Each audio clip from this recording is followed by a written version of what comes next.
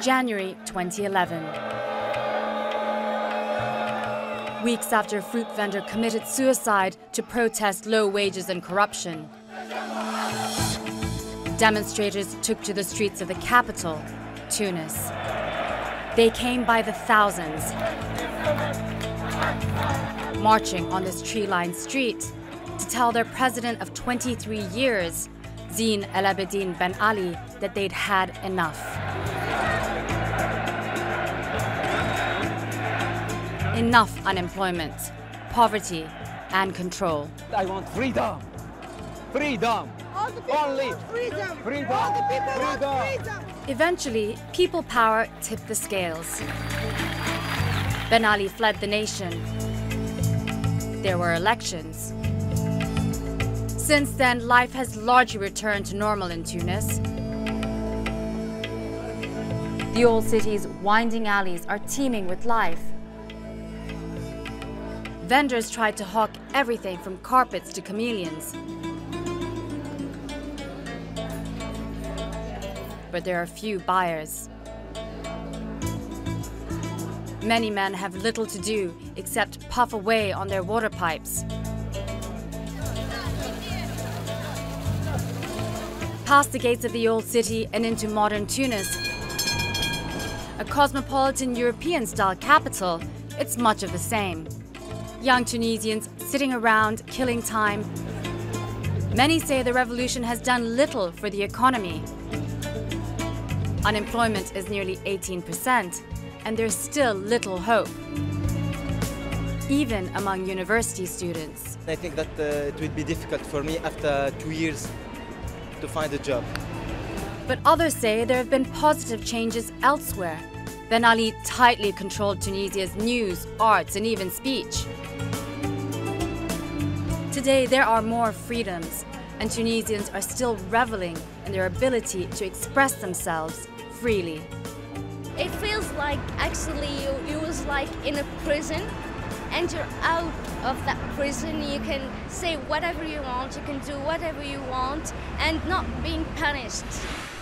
There's no question that Tunisians have more freedom to express themselves today, but some artists in Tunis are wondering just how far they can push the lines, as John Jensen discovered.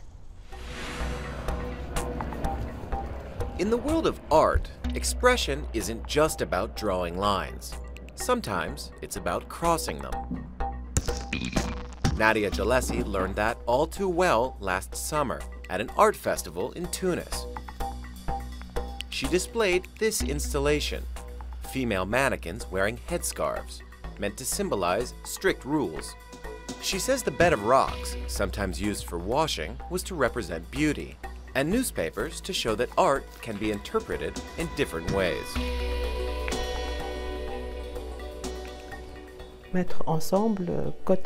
Put next to each other, one inside the other, I was trying to show two different ways to practice Islam, one spiritual and one closed. Jalasi hoped her piece would at least get people talking. Instead, the gallery was vandalized. Ultra-conservative Muslims condemned Jalasi, claiming the stones in her exhibit suggested that Muslim women wearing traditional clothing should be stoned. They called her and the other artists un-Islamic. She was even threatened with death. I never imagined this could happen, not even in my worst nightmares. The incident last June sparked some violent clashes and prompted a national debate,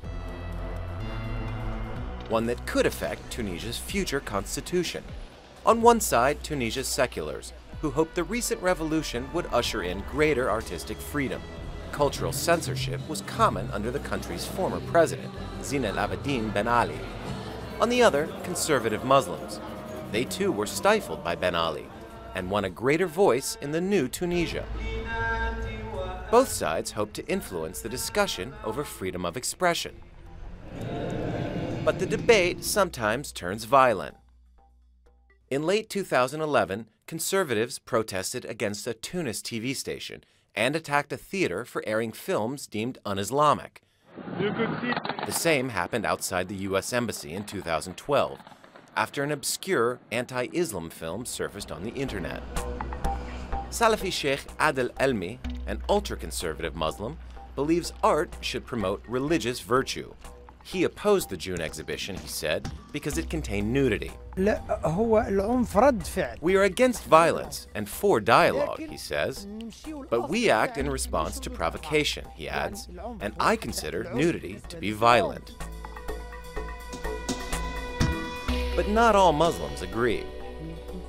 In the suburbs of Tunis, 52-year-old Munir Lataif paints the female form, almost exclusively. I respect them, but they have to respect me and the other people who think different. The nudity in artwork is, of course, nothing new. You can certainly see it in the ancient mosaics here at the world-famous Bardo Museum in Tunis.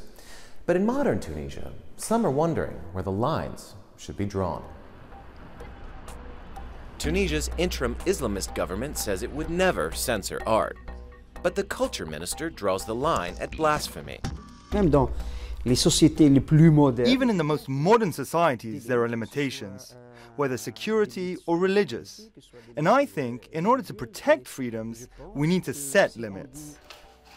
A proposal to criminalize blasphemy in the Constitution, which is due sometime this summer, has been tabled.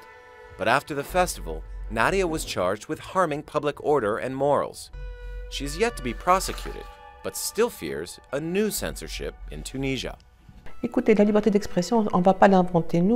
Freedom of expression is not something we invented. Its limits are well known. But the sacred is something personal, and no one should intervene in that. Jelassi says she was scared at first, but not enough to give up her art. John Jensen for Inside the Middle East, Tunis, Tunisia.